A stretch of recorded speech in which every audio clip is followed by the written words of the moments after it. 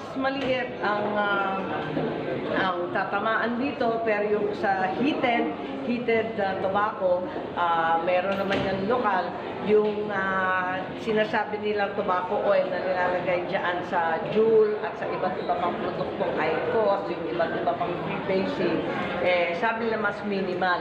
Pero ganun pa man, parating problema para sa tobacco farmers natin ang lahat nito. Di ba dapat yung imported tobacco yung mas patawan mas O yun na nga local farmer? Well, yun na nga, yun ang hirap tayo.